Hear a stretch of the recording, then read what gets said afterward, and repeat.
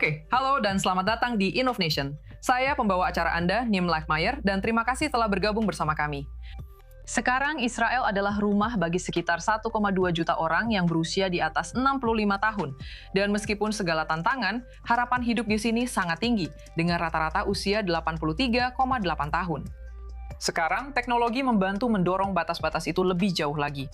Jadi hari ini kita akan membahas semua teknologi terbaru untuk lansia. Tapi pertama-tama, berita utama kita.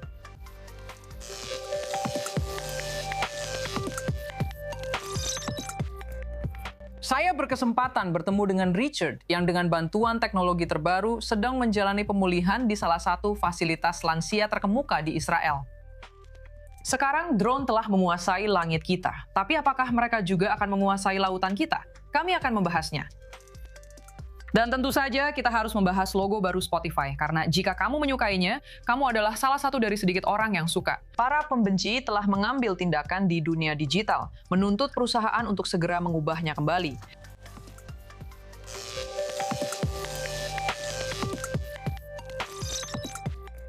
Kita semakin tua, dan meskipun itu kabar baik bagi kita, sistem kesehatan sekarang menghadapi tantangan yang semakin besar karena bagaimana cara merawat lebih banyak pasien lansia dengan jumlah tenaga medis yang lebih sedikit dan biaya yang terus meningkat.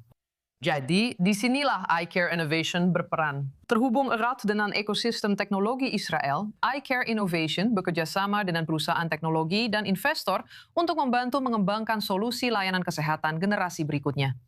Sekarang saya bersama Anne Berry, Anda adalah CEO dari iCare Innovation. Terima kasih banyak sudah bersama saya hari ini. Halo Linda, senang sekali bisa bertemu dengan Anda.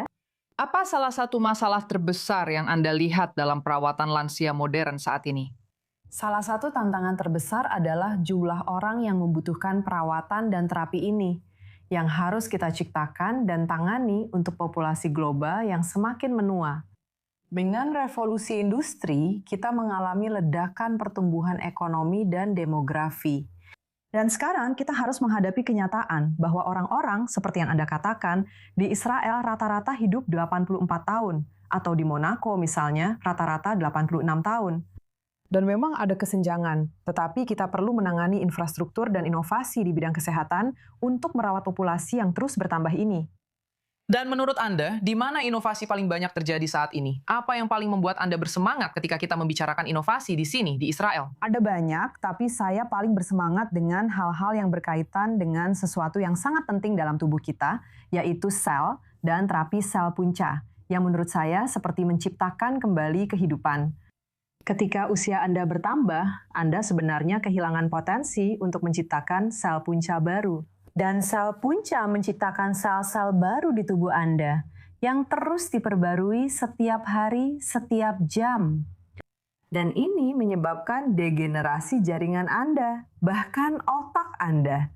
Jadi menurut saya tantangan terpenting adalah menghadapi penuaan tubuh kita, tetapi terutama otak kita, yang sebenarnya merupakan kapasitas kita untuk berinteraksi dengan lingkungan. Dan Anda melakukannya melalui terapi oksigen hiperbarik.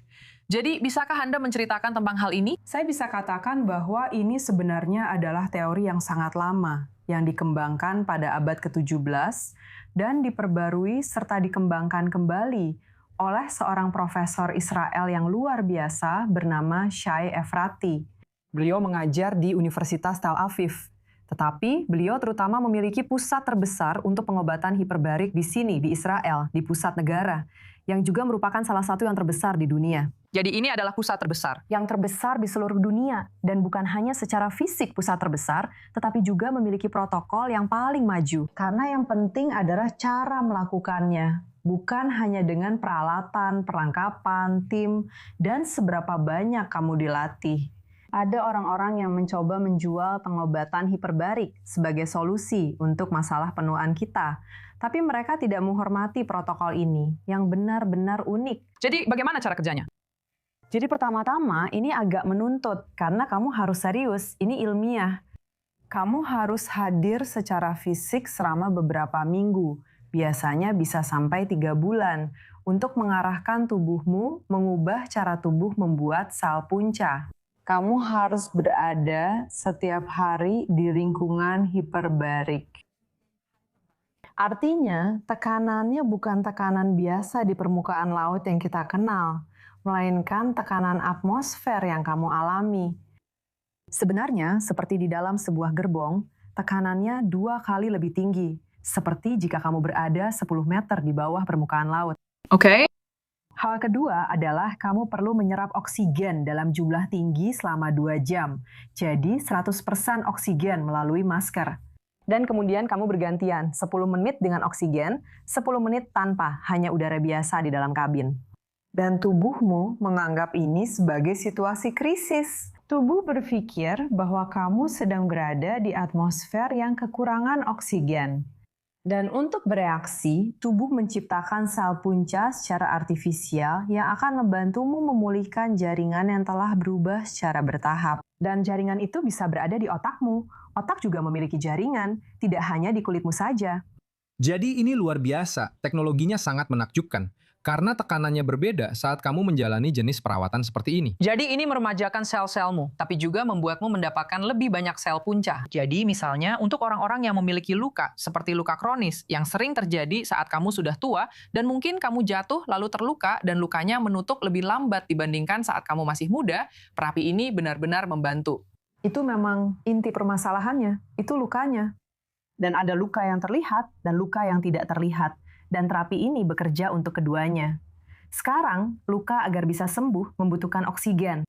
Dan jika kamu memiliki lebih sedikit oksigen di tubuhmu, kamu sebenarnya bisa membawa pasien ke situasi di mana lukanya tidak akan pernah sembuh. Dan hal ini bisa terlihat pada kasus diabetes dan gangguan pembuluh darah. Jadi sebenarnya saya bukan bagian dari perusahaan ini. Saya hanya orang yang mencobanya secara ilmiah. Saya menjalani protokolnya sendiri agar bisa lebih memahami, karena saya benar-benar tertarik dengan hal itu.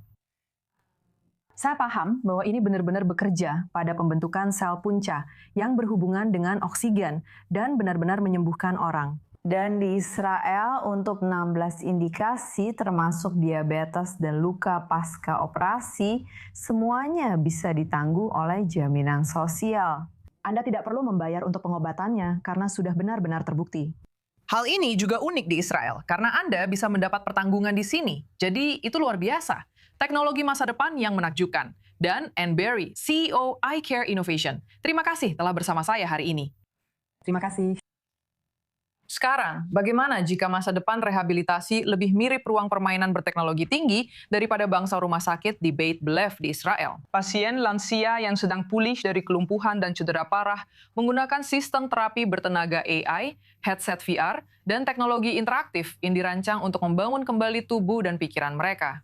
Saya pergi mengunjungi salah satu fasilitas mereka di Rishon LeZion di Israel Tengah dan berbicara dengan salah satu pasien di sana yang menggunakan teknologi mutakhir ini. Jadi ini adalah latihan yang sulit untuk Anda. Semuanya terlihat sederhana. Tapi kami berada di sini di Beit Ba'alev. Ini adalah salah satu dari jaringan panti jompo dan rumah sakit rehabilitasi di mana mereka menyambut masa depan. Mereka merawat kakek nenek kita, orang tua kita, saudara laki-laki dan perempuan kita dengan teknologi masa depan. Jadi mari kita lihat apa yang mereka siapkan untuk kita. Hari ini saya di sini bersama Richard. Dia adalah salah satu pasien di Beit Belev. Jadi Richard, bisakah Anda ceritakan kepada saya inovasi apa saja yang mereka miliki di sini untuk membantu Anda pulih? Kami memiliki banyak inovasi. Salah satu inovasi terpenting ada di belakang kami, yaitu dengan kamera dan layar besar. Di layar tersebut ada 2 tombol di sebelah kiri. Di sebelah kiri ada seseorang yang melakukan latihan, dan kita harus melakukan latihan yang sama. Jadi pada dasarnya ini adalah sistem yang memberitahu Anda jenis latihan apa yang perlu Anda lakukan untuk pemulihan. Ya, benar sekali. Baiklah, jadi mari kita lihat bagaimana cara kerjanya. Oke. Oke, jadi di sini, di sebelah kiri kita melihat seseorang yang sedang melakukan latihan dan menunjukkan kepada Anda cara melakukannya, ya. Dan kemudian di sebelah kanan kita melihat kamu, Miki, di layar. Kamu melakukan latihan yang sama, tapi kemudian sistem memeriksa apakah kamu melakukannya dengan benar. Dan kamu lihat, itu masih ada. Dan sekarang sistem mengkoreksi gerakanmu. Jadi sekarang kamu naik dari 46% menjadi 100%, 100%. Tepat sekali. Program ini dirancang khusus untuk dia, terutama untuk masalah motoriknya dan kelemahan di lengan atas serta kakinya.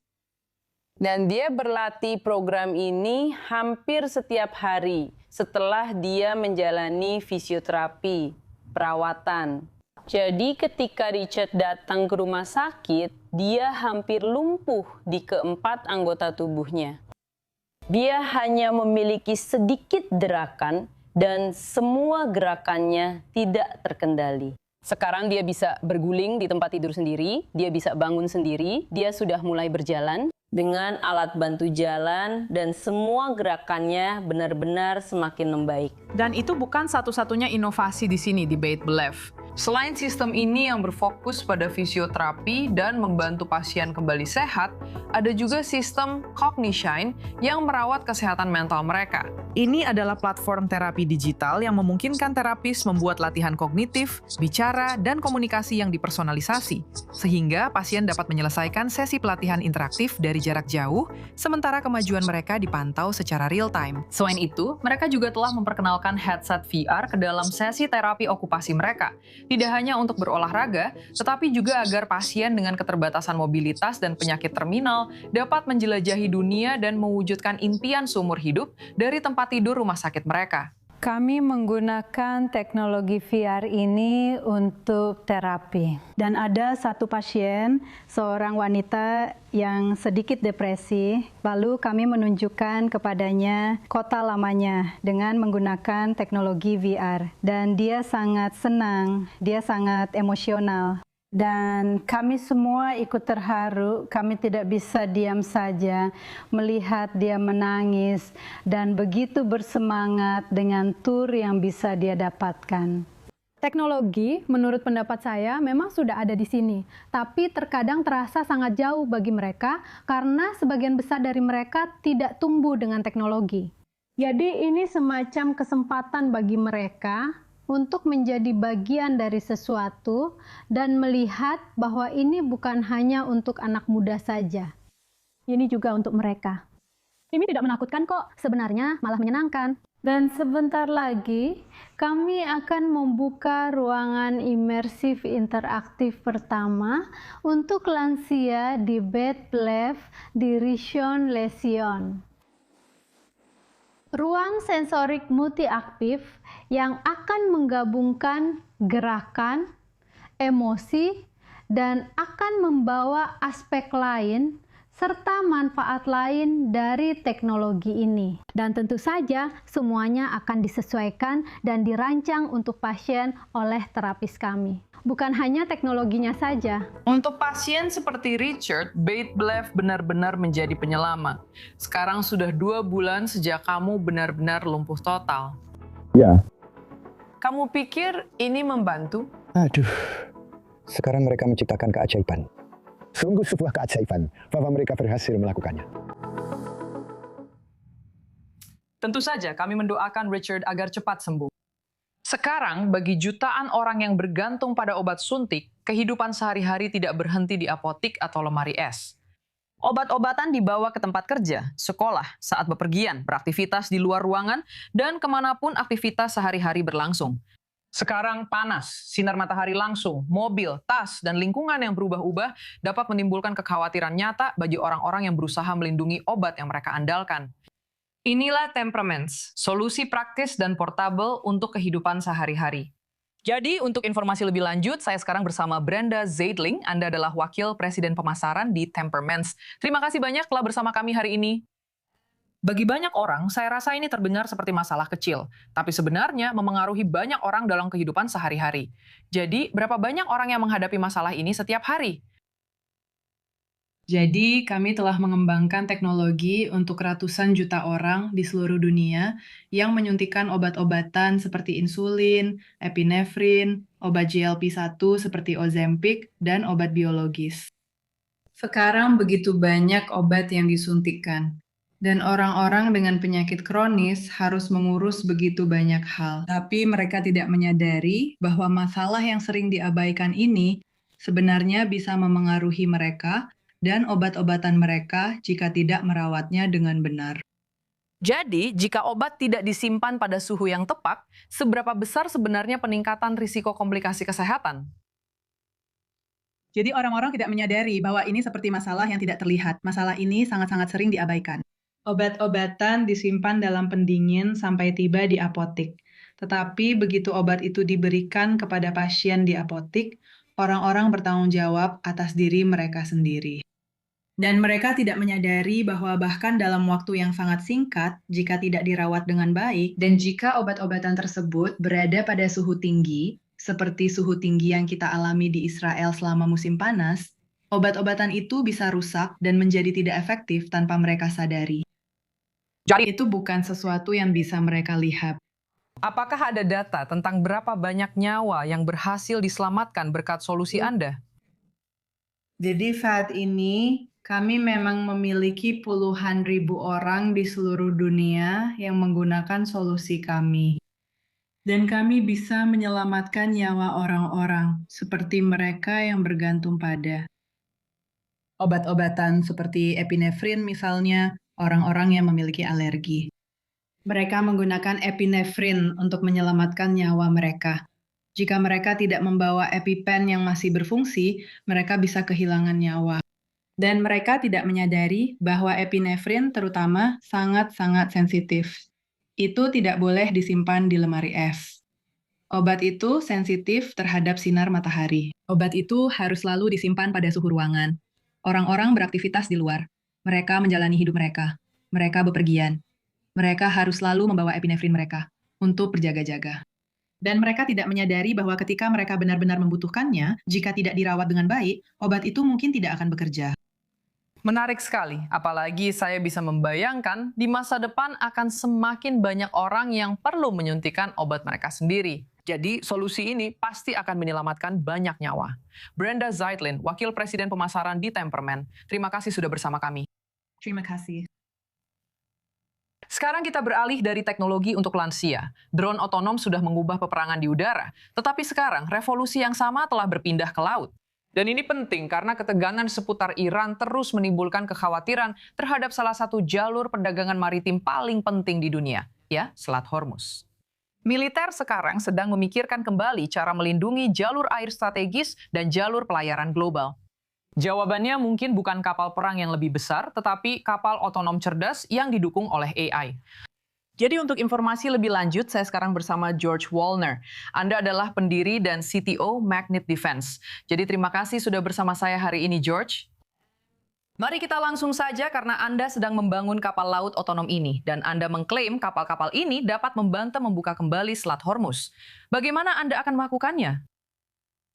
Ya, peperangan telah berubah. Peperangan telah berubah dan memberikan keuntungan kepada musuh-musuh kecil yang tersebar.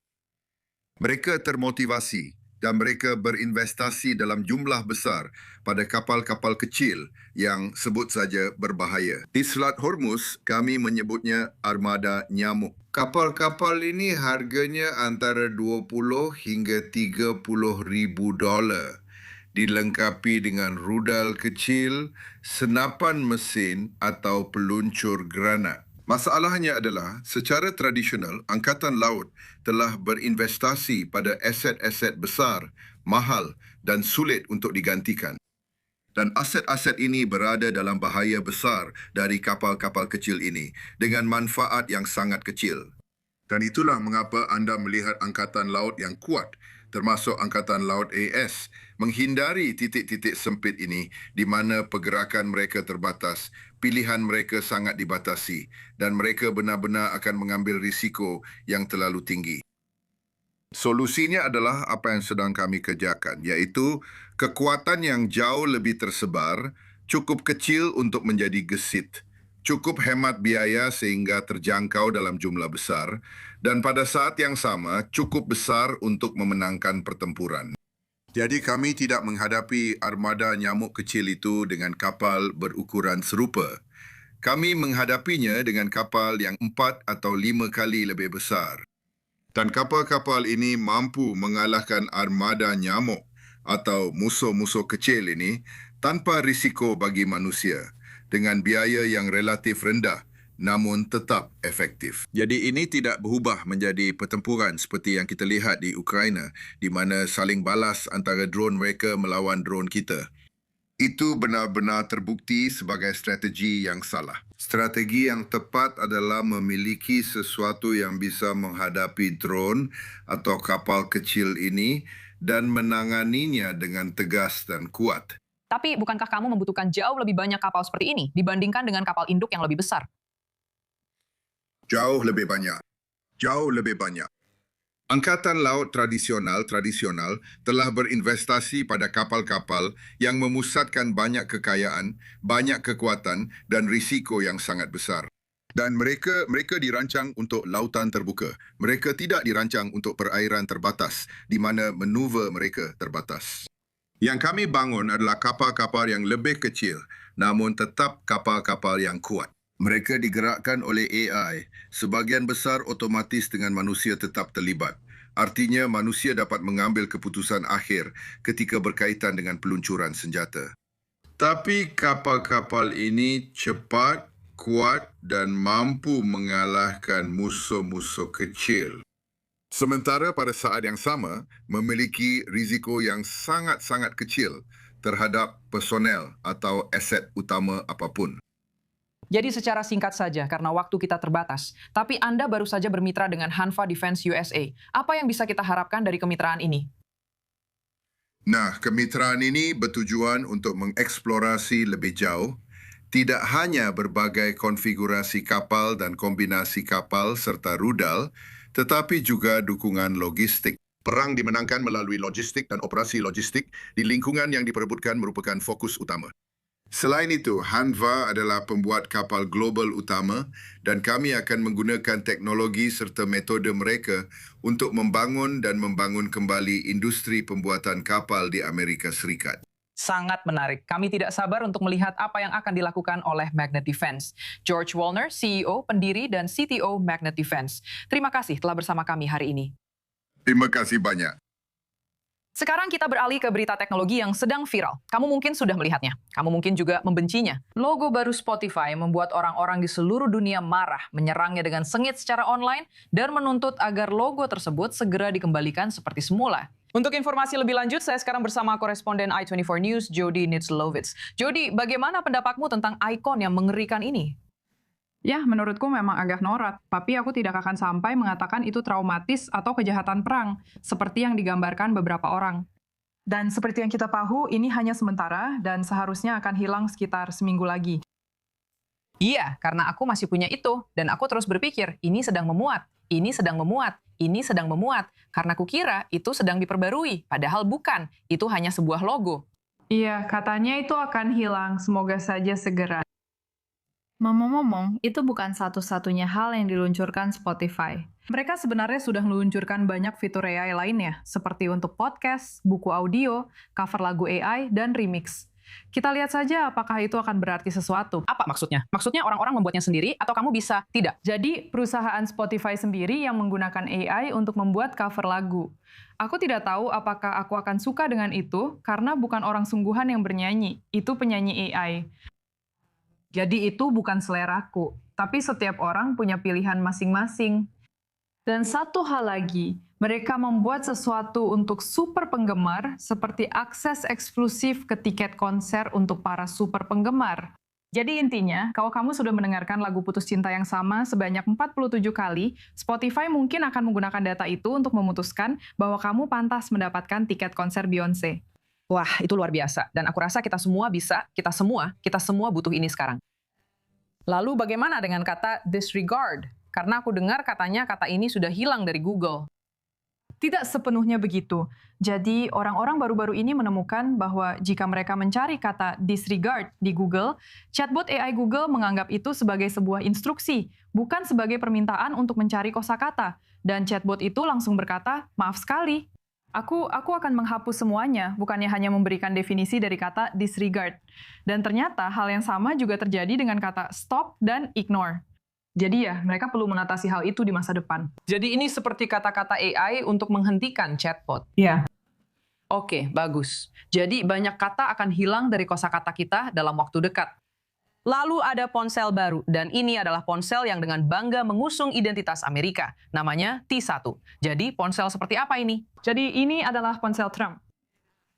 Tentu saja. Ya, tentu saja. Warnanya emas dan sudah terpasang Truth Social, tentu saja. Dan ini dipasarkan dengan slogan seperti dirancang dengan menjunjung nilai-nilai Amerika. Entah apa maksudnya. Dan ternyata peluncurannya cukup berantakan. Ada penundaan. Mereka terus-menerus mengubah spesifikasi dan ada pertanyaan tentang di mana ponsel ini dibuat. Sepertinya tidak dibuat di Amerika. Kita sebut saja begitu. Lalu ada laporan tentang kemungkinan bocornya informasi pelanggan dari pre-order, yang juga bukan hal yang baik. Jadi ulasan-ulasannya mengatakan bahwa ini bukanlah pesaing iPhone, melainkan lebih seperti Android emas yang benar-benar ingin menunjukkan betapa cintanya pada Amerika.